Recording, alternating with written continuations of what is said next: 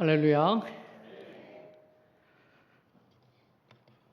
이 교회 출석하시면서 이 교회가 나에게 무슨 의미가 있나 이렇게 생각하시는 분들은 계속 나오셨으면 잘 모르실 수 있어요. 근데 떠나보면 그 가치를 새롭게 알 수 있습니다. 이 대한민국도 살 때는 내가 왜 여기서 살아야 되지? 라는 생각을 하지만 나라를 떠나서 다른 나라에 살아보면 참 그래도 그 나의 모국이 주는 어떤 새로운 그런 가치에 대해서 생각해 보게 됩니다. 저는 대연제일교회 출신이고요. 그리고 미국에서 현재 살고 있으면서 해외 사역을 신청해서 지금 구미에 있는 아주 작은 교회 구세군 구미 영문에서 교회에서 지금 섬기고 있는 정대문 사관입니다. 저희 구세군에서는 사관이라고 하는데 일반 교회에서는 목사 이렇게 부릅니다. 박성근 목사님께서 저에게 이렇게 오후 예배 설교를 부탁하셨을 때부터 대연제일교회에 대한 생각을 하게 되고 그래서 몇십 년 전에 있었던 일부터 쫙 이렇게 지나가더라고요. 그리고 또 기도하면서 말씀을 준비하게 되었고 또 오늘 한 2시간 가까이 운전하면서 내려오는데 이런저런 생각이 참 많이 나더라고요. 지금 이 교회 있기 이전에 그 전에 교회가 있었고 또 그 교회 전에 소위 말하는 톱밥 난로가 있었던 아주 오래된 교회가 있습니다. 그때 제가 우리 크리스마스 때가 되면 젊은 학생들, 청년들이 모여서 1박 2일로 교회에서 자면서 데코레이션도 하고 톱밥 그 난로 주위에 둘러앉아서 먹고 또 교제도 하고 찬양도 하고 그런 기억들이 너무너무 생생합니다. 저한테는 이 대연제일교회가 어디를 가나 잊혀질 수 없는 중요한 그런 모교회입니다. 어머니와 같은 교회인데 12살 때 제가 초등학교 6학년 때 아버지가 교통사고로 돌아가셨습니다. 그리고 그 이후에 한 2년간 가족이 엄청난 고통을 겪으면서 저는 웃음을 잃어버렸었습니다. 그러던 중에 제 2살 어린 여동생이 먼저 이 교회를 와서 한 번은 오빠 내가 그 교회 가보니까 너무 재밌고 좋더라. 그래서 제가 제 발로 물어서 찾아온 교회가 이 대연제일교회였습니다.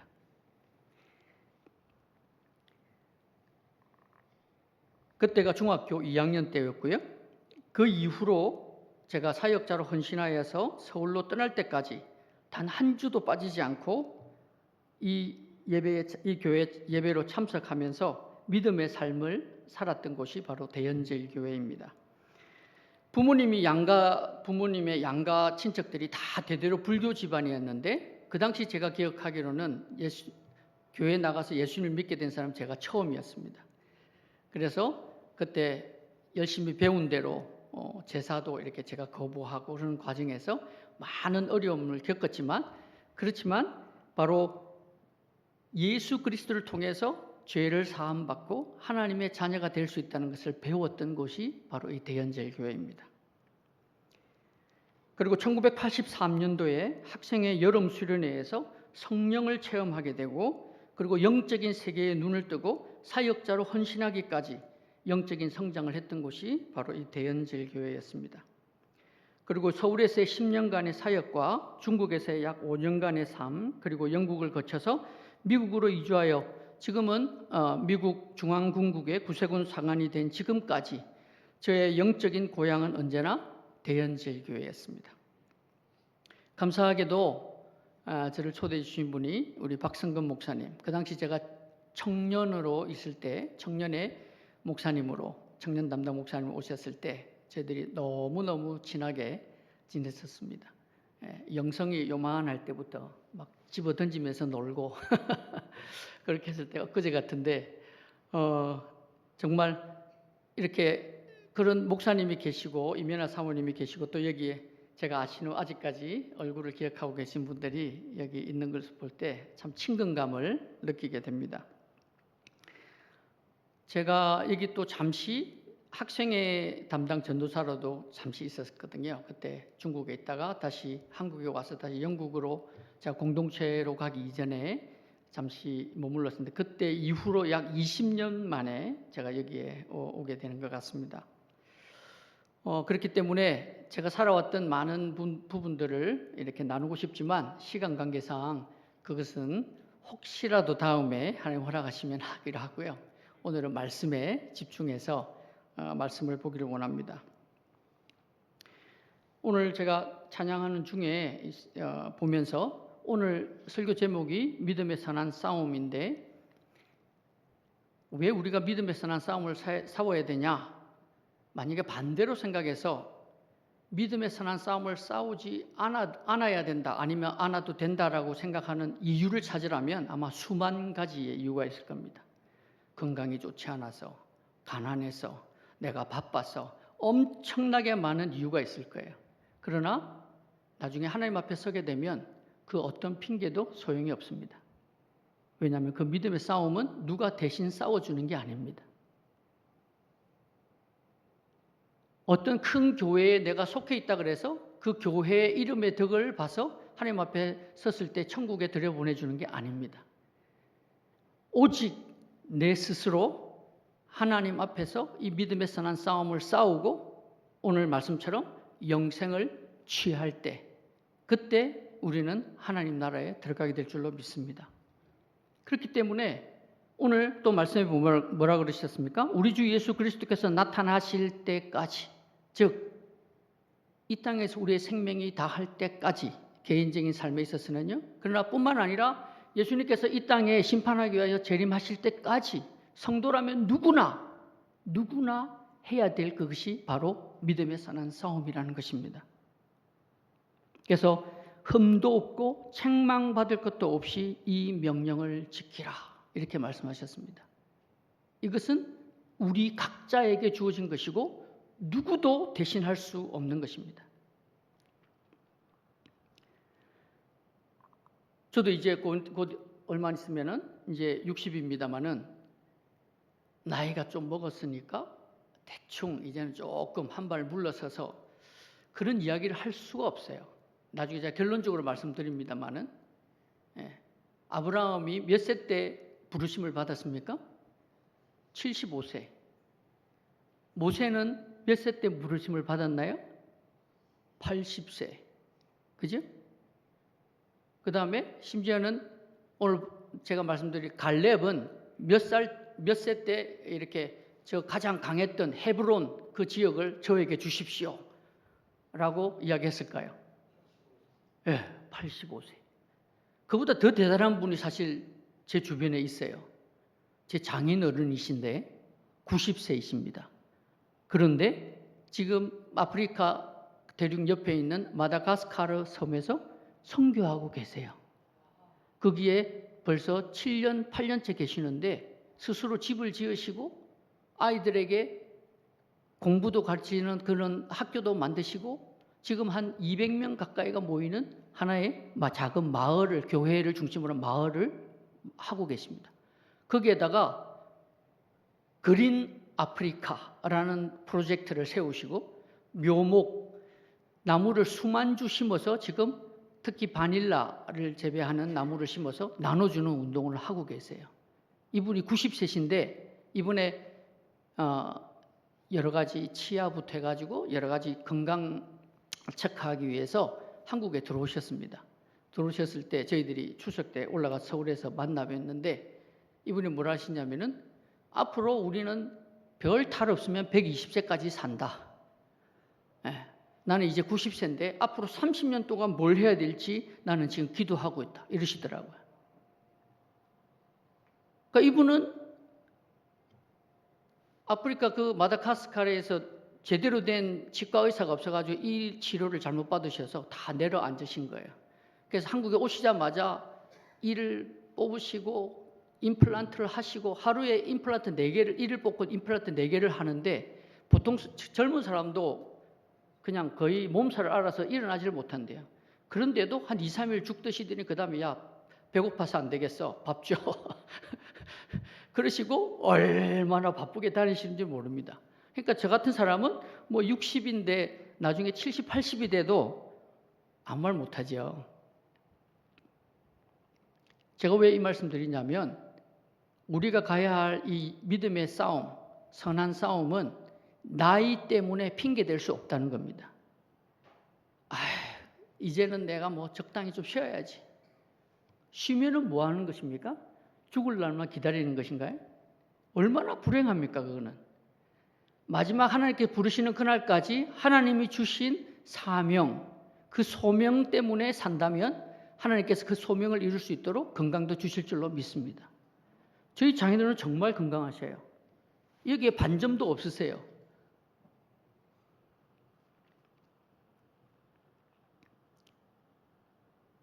오늘 이 본문 말씀에 보면 11절에 오직 너 하나님의 사람아 이것들을 피하고 이렇게 이야기했습니다. 이것들을 피하고, 이것들이라는 것이 뭐냐면 앞에 나오는 내용의 말씀이거든요. 즉 3절부터 10절까지에 나와 있는 내용입니다. 이런 것들 말고 이런 것들은 피하고 벗어나서 이런 것들을 하라라고 이야기를 하는 것입니다.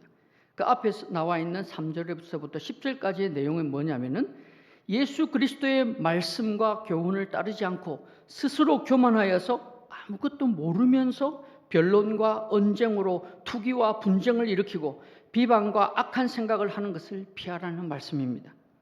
종교적인 헌신과 섬김, 곧 경건을 자기 자신의 이익을 위한 도구로 삼아서 다툼을 일으키는 것을 피하라는 것입니다. 태어날 때처럼 우리가 이 땅의 생명이 끝나면 아무것도 가져갈 수 없음에도 불구하고 물질에 눈이 멀어서 하나님을 섬기는 것보다 돈의 노예가 돈의 종이 되어서 살아가는 것을 피하라는 것입니다. 그런 것에서 벗어나서 무엇을 하라고 말씀하시냐면은 의와 경건과 믿음과 사랑과 인내와 온유를 따르며 라고 말씀하고 계십니다. 이것은 무엇을 말하냐면은 방향을 말하는 것입니다. 여러분 우리가 신앙생활 하면서 중요한 것은 방향을 어떻게 정하느냐가 굉장히 중요합니다. 여러분 다 운전하시면 아시겠지만 한번 방향을 잘못 잡으면 시간이 가면 갈수록 잘못된 곳으로 도착하게 된다. 그렇죠? 결국은 그 마지막이 내가 원하는 곳이 아닌 곳에 도착하는 겁니다. 방향을 잘 잡아야 비록 느리더라도 비록 어렵더라도 그러나 결국은 원하는 목적지에 가게 되는 것이죠. 그래서 성경은 계속적으로 우리가 방향을 어떻게 잡아야 될지를 알려주는 말씀으로 가득 차 있습니다. 그래서 그 방향이 무엇이냐면 시기와 질투와 돈의 노예가 되는 그런 삶을 벗어나서 의와 경건과 믿음과 사랑과 인내와 온유를 따라가라. 이것이 마치 신호등과 같고 교통 표지판과 같다는 거예요. 그것을 따라가야 결국 우리가 도착하기를 원하는 하나님의 나라에 이르게 될 줄로 믿습니다.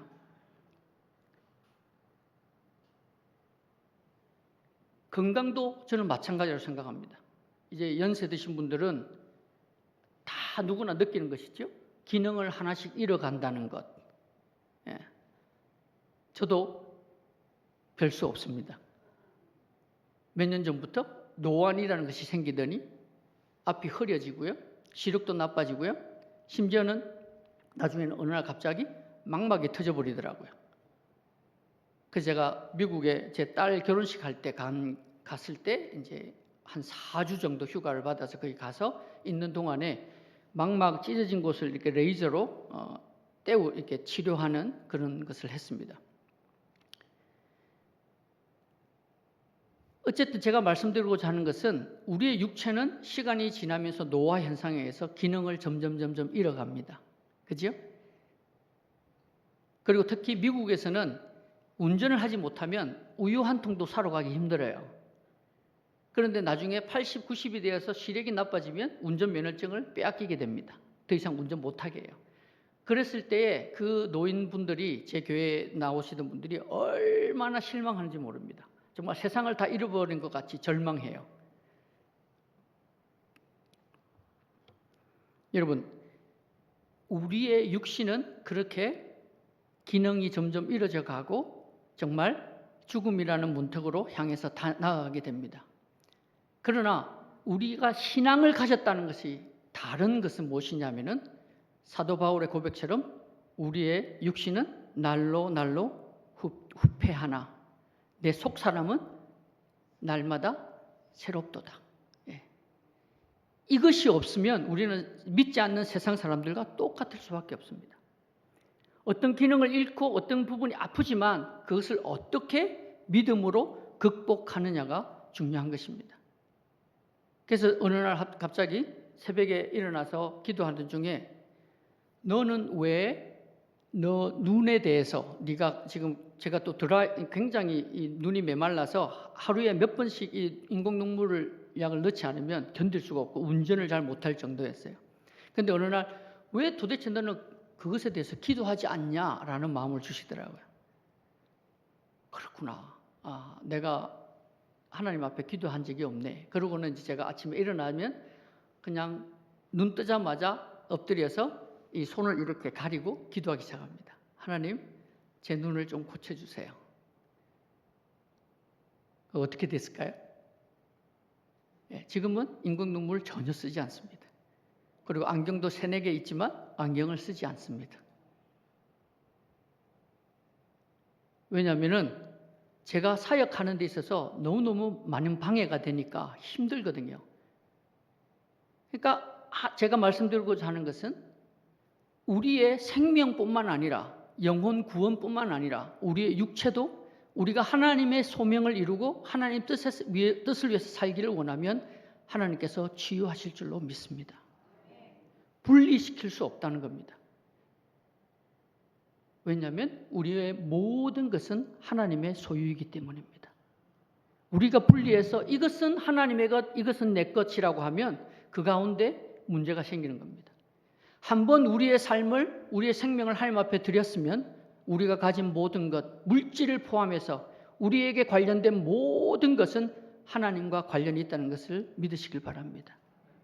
여러분의 자녀에게 관련된 모든 것은 다 부모인 나에게 관련된 것처럼 우리가 부르는 하나님 아버지, 그분은 우리에게 관련된 모든 것은 하나님과 관련된 것인 줄로 믿습니다. 그렇게 하나님 앞에 의지할 때 우리의 삶에서 일반적으로 사람들이 생각할 때 그건 불가능해 하는 것들도 변화가 일어나고 새로운 역사가 일어나기 시작하는 것입니다. 오늘 본문 12절에는 믿음의 선한 싸움을 싸우라, 영생을 취하라, 이를 위하여 내가 부르심을 받았고 많은 증인 앞에서 선한 증언을 하였도다 라고 했습니다. 우리가 싸워야 하는 이유는 싸워야 할 대상이 있기 때문입니다. 여러분, 나는 이거 몰랐어요. 이게 소용이 없어요. 나중에 하나님 앞에 서게 되면 이게 핑계가 될 수가 없다는 겁니다. 믿음의 싸움을 싸워야 될 것은 싸움의 대상이 분명히 존재하기 때문입니다. 그 대상은 바로 하나님을 거역하고 죄를 추구하는 어둠의 영적인 세력들입니다. 만일 우리에게 영적인 싸움이 없다. 나는 교회에 몇십 년 다녔지만 영적인 싸움은 없는 것 같아. 나는 항상 평안해. 그렇다면 이미 그분은 성인이 되었든지 아니면은 어둠의 세력의 종이 되었든지 아니면 타협하고 있든지 아마 그 둘 중에 하나일 것 같습니다. 그리고 영생을 취해야 된다라고 했습니다. 성경은 분명히, 그리고 예수님도 우리 믿는 자에게 영생을 약속하셨습니다. 그러나 영생은 저절로 주어지는 것이 아닙니다. 그것을 저는 착각해서는 안 된다고 생각합니다. 여기서 분명히 영생을 어떻게 하라고 그랬습니까? 취해야 된다. 왜 그렇습니까? 만일에 우리가 예수님 믿음으로 영접하고 고백하는 순간 바로 죽는다면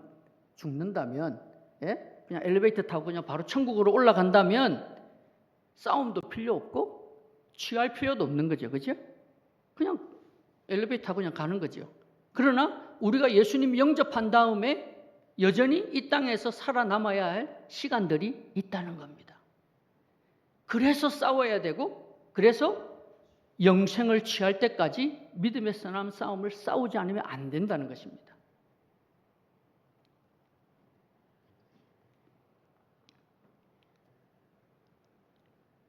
우리가 싸워야 할 이유는 우리가 믿는 이 믿음의 삶을 방해하는 세력이 있기 때문입니다.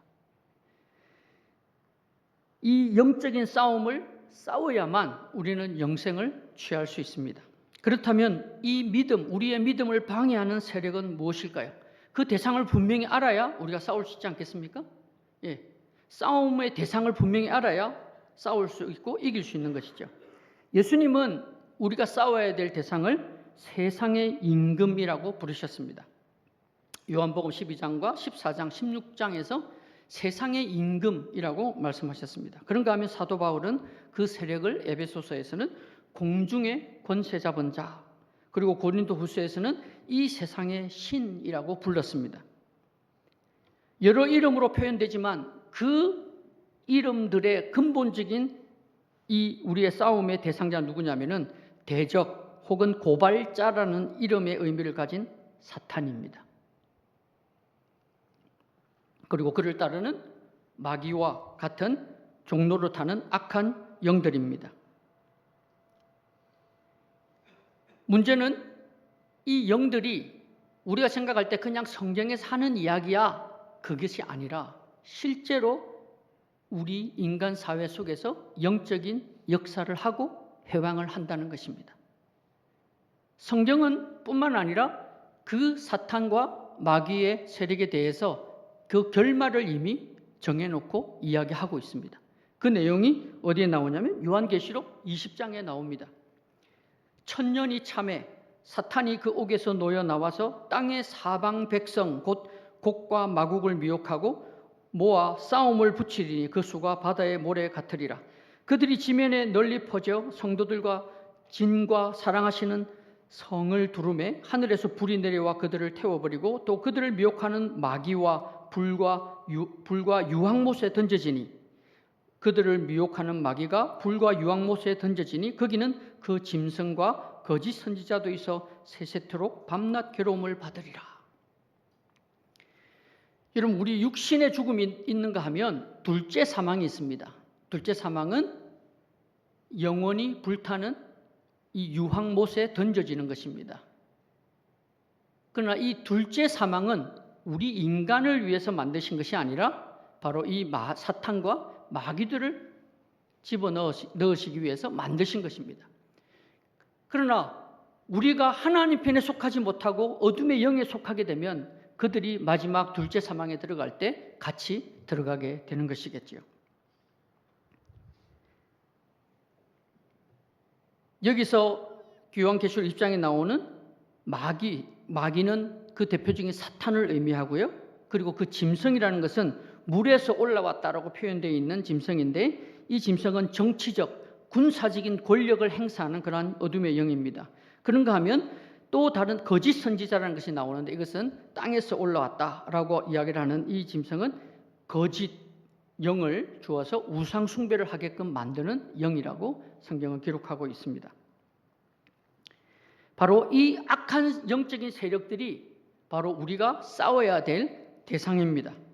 그런데 문제는 우리가 영적으로는 그 대상을 볼 수가 없잖아요. 그런데 그 영적인 그 우리의 싸움의 대상이 어떻게 우리에게 역사를 하냐면 믿음을 따라 행하지 않는 사람들을 통해서 우리를 방해한다는 것입니다. 악한 사탄이 우리 믿는 하나님의 자녀된 성도들을 직접적으로 손을 댈 수가 없는 이유가 있습니다. 혹시 여러분들 예수님 믿고 생활하시면서 나는 참 그래도 하나님 안에서 평안하게 참 하나님께서 보호하심을 입었다라고 생각하십니까? 그것은 여러분이 힘이 강해서가 아니라 하나님께서 보호하시기 때문이라는 것을 믿으시길 바랍니다. 예. 왜 그러냐면은 요한 1장 18절에 분명하게 이야기를 하거든요. 하나님께로부터 난 자는 다 범죄하지 아니하는 줄을 우리가 아노라. 하나님께로부터 나신 자가 그를 지키심에 악한 자가 그를 만지지도 못하느니라. 이 말씀 믿으십니까?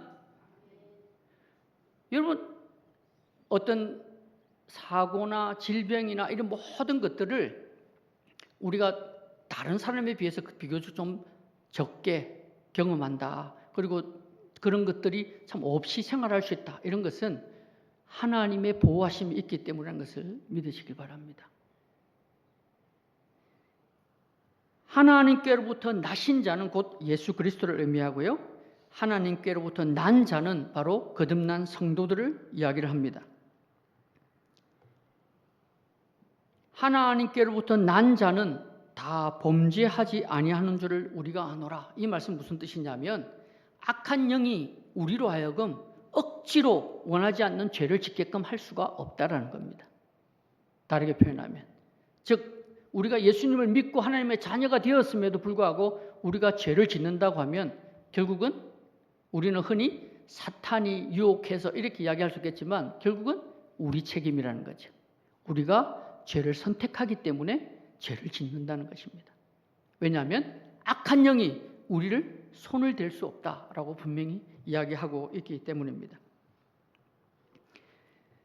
그런데 이 악한 영은 우리에게 손을 직접 댈 수 없다면 어떻게 하냐면은 믿지 않는, 믿음으로 행하지 않는 다른 사람들, 육신을 쫓는 사람들을 통해서 우리를 회방한다는 것입니다.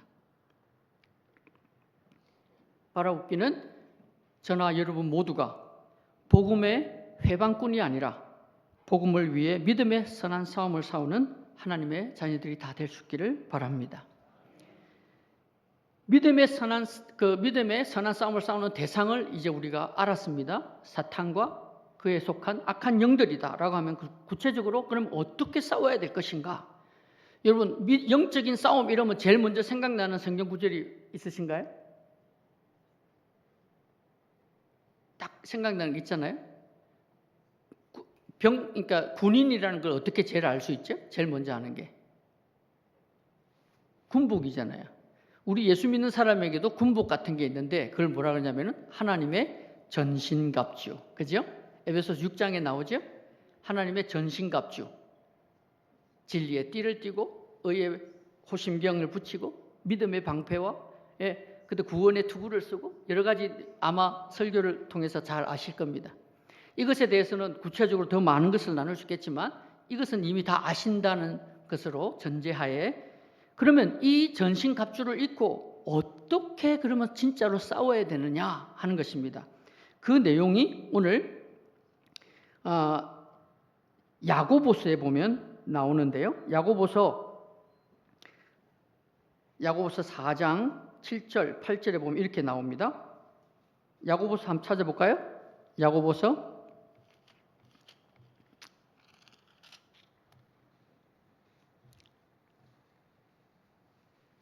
야고보서 4장 7절 먼저 읽겠습니다. 같이 읽어볼게요. 시작.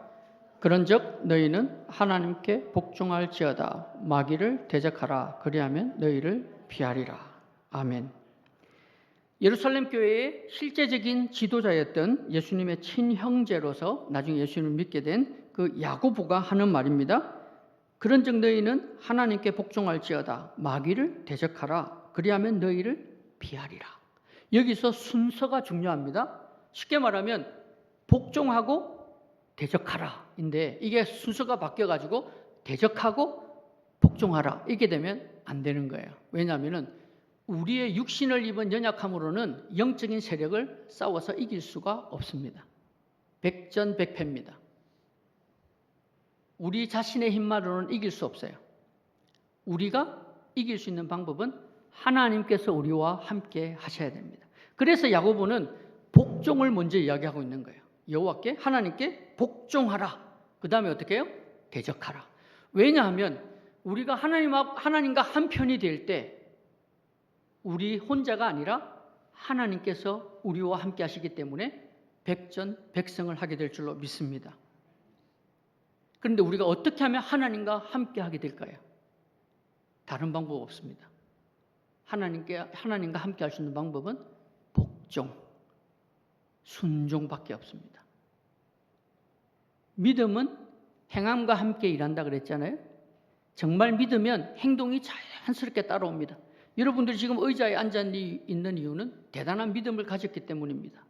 어떤 믿음이냐면 이 의자는 내 체중을 충분히 바치고도 남아. 아마 다리가 부러져서 넘어졌던 경험 있으신 분은 아마 확인부터 할걸요? 마찬가지 않습니까? 여러분이 차를 운전하든 음식을 먹든 모든 것이 안전하다는 100%의 믿음이 있기 때문에 아무 생각 없이 행동으로 옮겨지는 거예요. 그죠? 마찬가지입니다. 우리의 믿음도 똑같은 거예요. 정말 믿음을 가지면 행동이 저절로 따라오게 됩니다. 근데 그 행동 중에서 제일 중요한 게 뭐냐면은 순종이라는 것이죠. 정말 하나님께서 나와 함께 하시고 정말 하나님은 나의 아버지시고 나는 하나님의 자녀라라는 그 믿음이 100% 믿어지면 우리의 행동이 자연스럽게 하나님의 자녀로서 살 수밖에 없다라는 것이죠. 그런데 그 대표적인 행위가 뭐냐면 바로 순종이라는 것입니다. 하나님의 뜻에 맞게끔 순종하는 것이 따라온다는 것입니다. 그렇게 순종으로 인해서 하나님과 우리가 하나가 될 때 그 다음에 우리가 마귀를 대적하면 마귀는 우리를 보는 것이 아니라 우리와 함께 하시는 하나님을 보기 때문에 우리에게 이길 수가 없는 것입니다. 그것이 바로 영적인 싸움을 싸우는 방법입니다.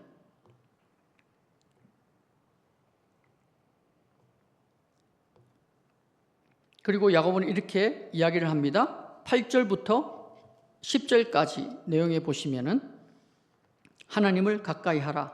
그리하면 너희를 가까이 하시리라.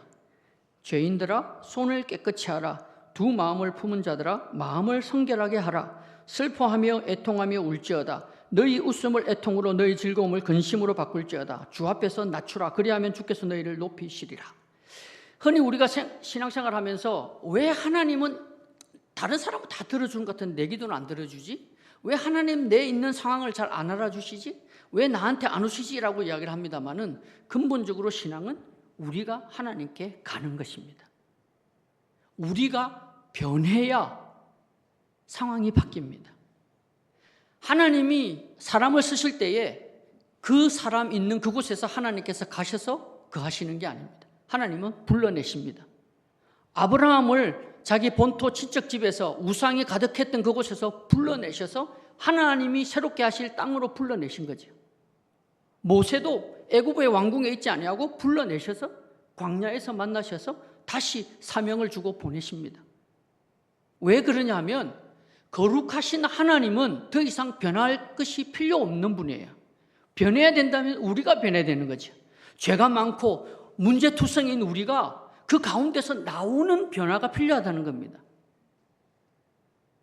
그래서 우리가 하나님 왜 우리를 가까이 안 하시지가 아니라 하나님께 뭐라 그러십니까? 야고보가 하나님을 가까이 하라. 그리하면 너희를 가까이 하시리라. 하나님은 언제든지 누구에게든지 오픈의 팔을 벌려서 기다리고 계십니다. 탕자가 그 돼지우리에 앉아서 아버지가 왜 안 오시지? 라고 기다렸다면 아마 굶어 죽었을 거예요. 그죠?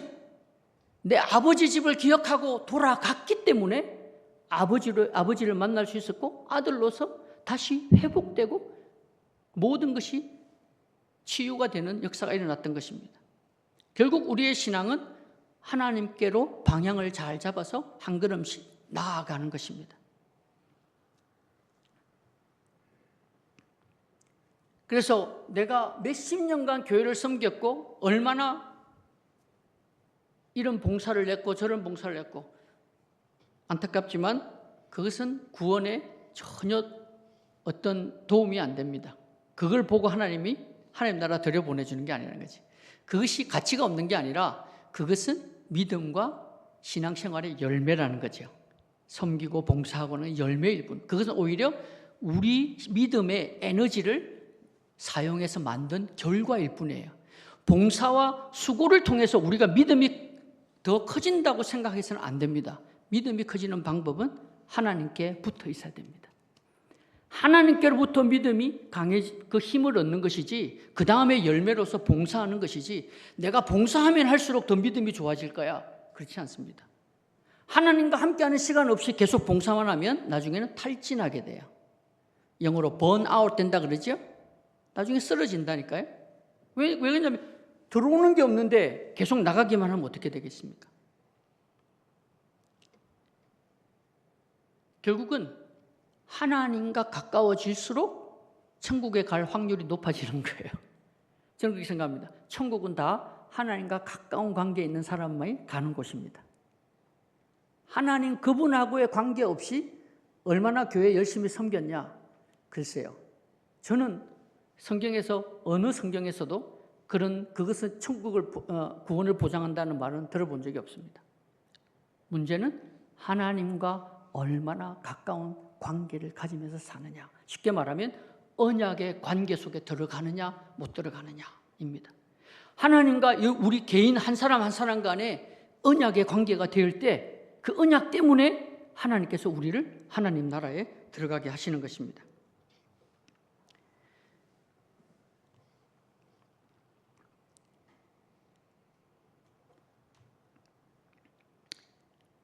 첫 번째는 하나님께 복종하는 것입니다. 그죠? 복종하고 대적하는 것입니다.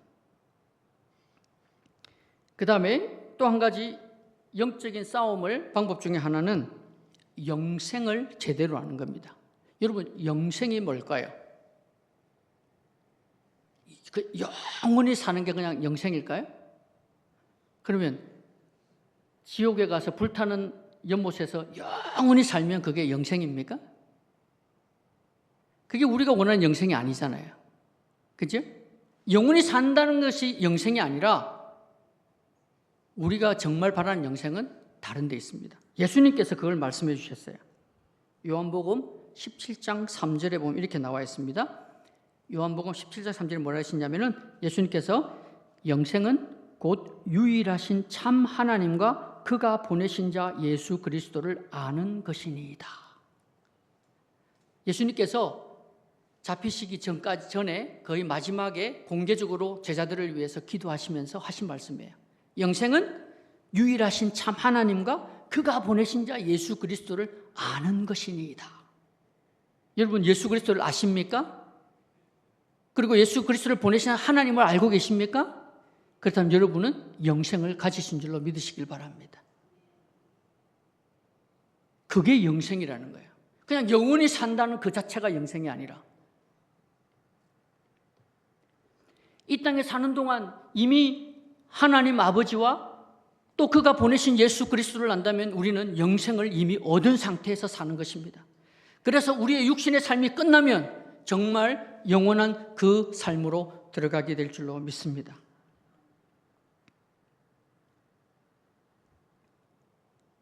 그래서 호세아는 이렇게 말했습니다. 그러므로 우리가 여호와를 알자. 힘써 여호와를 알자. 그의 나타나심은 새벽빛같이 어김이 없나니 비와 같이 땅을 적시는 늦은 비와 같이 우리에게 임하시리라. 구약이나 신약이나 똑같은 메시지입니다. 하나님을 알고 하나님과 가까운 관계를 가질 때 구원의 역사가 일어납니다. 여러분, 우리가 하나님을 알려면 어떻게 해야 됩니까?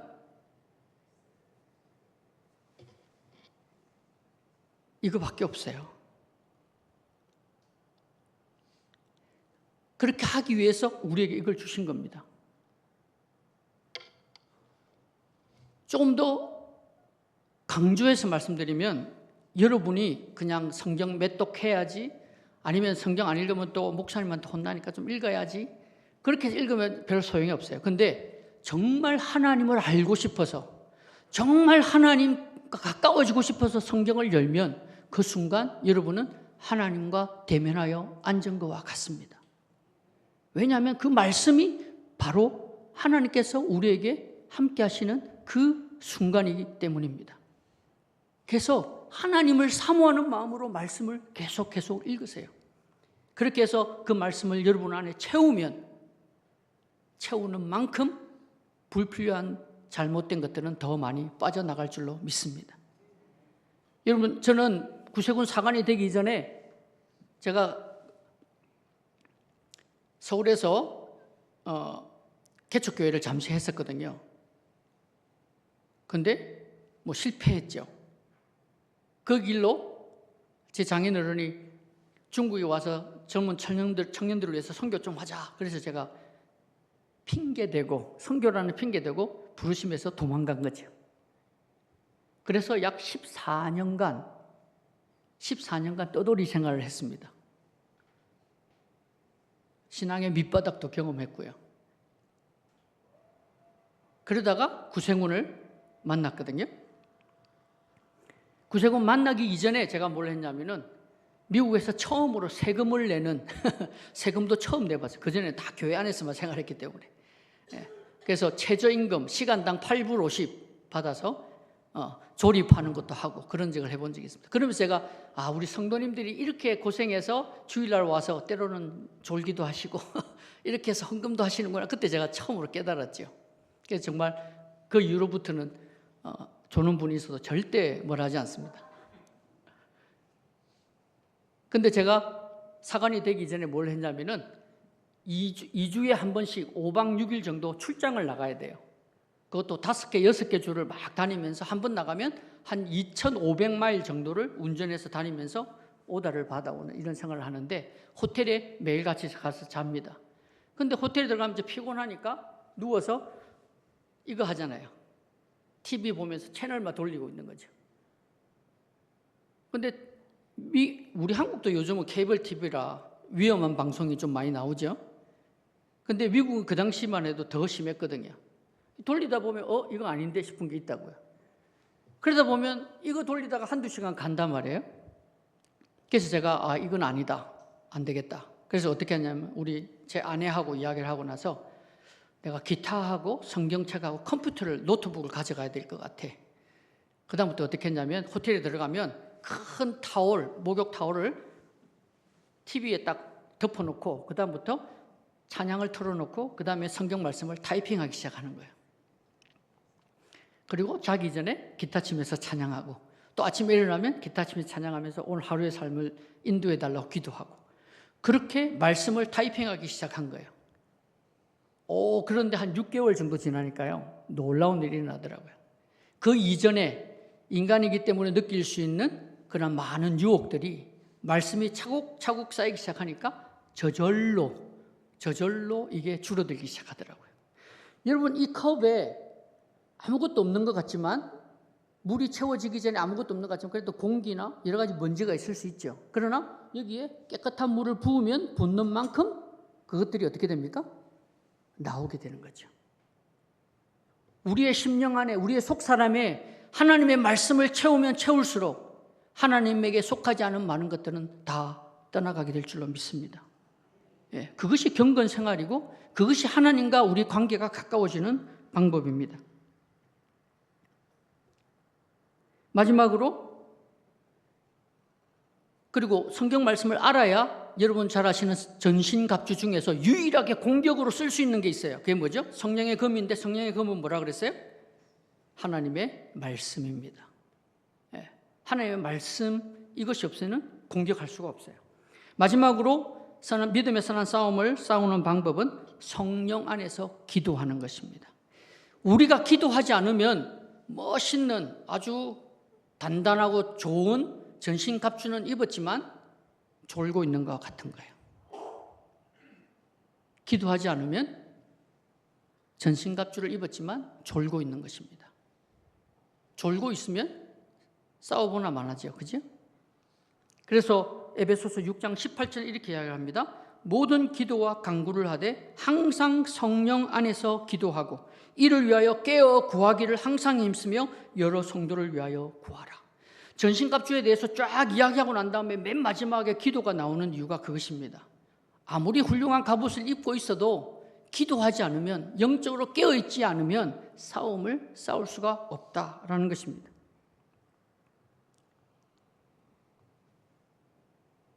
성령 안에서 기도한다는 말은 내 뜻대로 기도하는 것이 아니라 하나님 뜻대로 기도하는 것입니다. 하나님의 뜻을 모르는 상태로 기도하는 것은 별로 소용이 없어요. 하나님의 뜻을 따라 구해야 응답이 있습니다. 그리고 그 하나님의 뜻을 알기 위해서는 성경 말씀을 읽어야 됩니다. 하나님께 복종하는 것, 영생 곧 하나님과 예수님을 아는 것, 그리고 성령 안에서 기도하는 것은 우리가 흔히 말하는 그냥 신앙생활이지라고 다 알고 있습니다. 그런데 이것이 시간이 지나다 보면 그냥 매너리즘에 빠지는 거예요. 그냥 신앙생활 딱 그게 그냥 교회 생활이지 생각하지만, 그러나 우리가 인정하든 하지 않든 간에 이것은 영적인 싸움입니다. 이것을 싸움인 줄 알고 싸우려는 사람은 이길 수 있지만 그냥 이거는 교회 생활이야 하면 그냥 지는 거예요.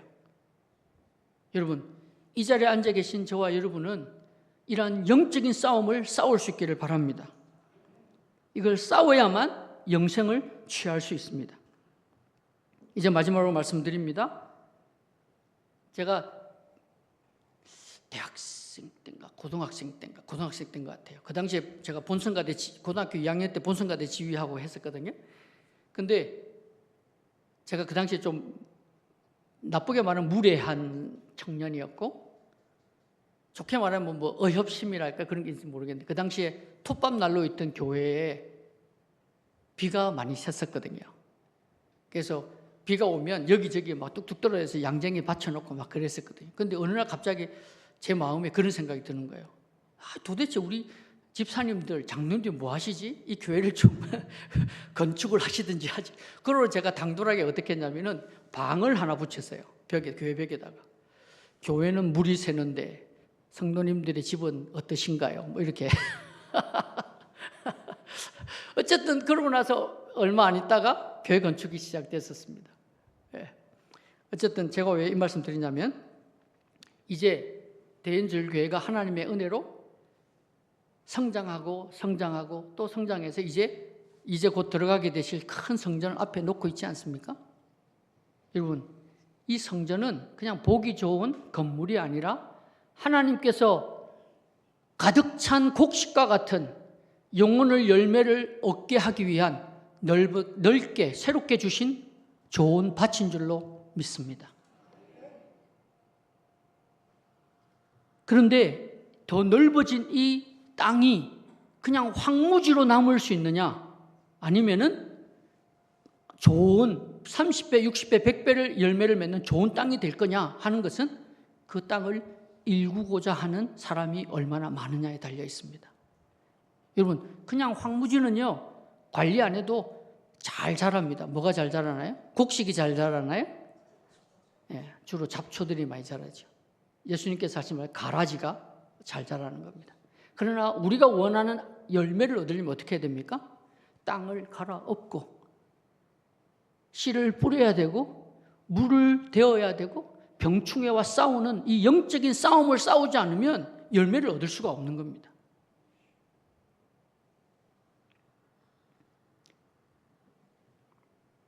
대연제일교회 하나님께서 새롭게 더 넓은 땅을 주신 이유는 하나님께서 이 대연제일교회를 통해서 더 많은 영혼 하나님께서 구원하기 위함인 줄로 믿습니다.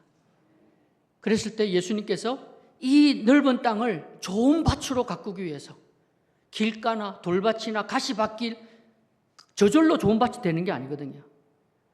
길과 돌밭과 같은 것들을 돌을 집어내고 가시를 집어내고 하는 그런 일궈내는 노동력이 믿음의 선한 싸움을 싸울 때 비로소 좋은 밭이 되는 것입니다.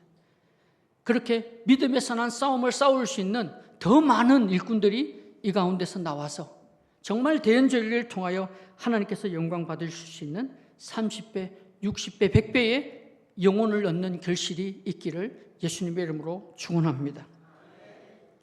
아까 제가 말씀드렸지만 갈렙은 처음으로 가나안 땅을 정탐했던 그 당시에 여호수아와 함께 유일하게 믿음의 고백을 했던 사람인데 40년이 더 지나서 85세 되던 그때에 뭐라 했냐면 헤브론이라는 그 땅이 가장 정복하기 힘든 땅이었는데 뭐라 했냐면 이 땅을, 이 산지를 제게 주소서, 그렇게 이야기를 했거든요. 그래서 여기 좀 나는 좀 나이가 좀 있는 사람이야 이렇게 이러신 분들은 갈렙을 생각하시기 바랍니다. 하나님 주신 능력 그리고 하나님 주시는 모든 환경 속에서 하나님 부르시는 그날까지 목표가 분명한 삶, 포기하지 않는 삶, 믿음의 선한 싸움을 계속 싸워 나가시기를 간절히 바랍니다. 오늘 이 시간 주님이 주신 땅